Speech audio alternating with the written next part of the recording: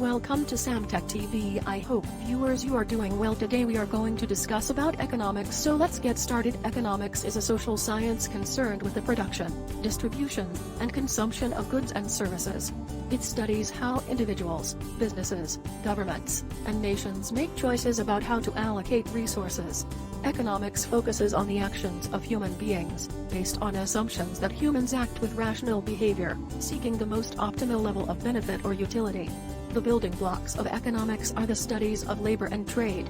Since there are many possible applications of human labor and many different ways to acquire resources, it is the task of economics to determine which methods yield the best results. Economics can generally be broken down into macroeconomics, which concentrates on the behavior of the economy as a whole, and microeconomics, which focuses on individual people and businesses. If you do like my lesson, please do share and subscribe to my channel for the next lesson and upcoming videos.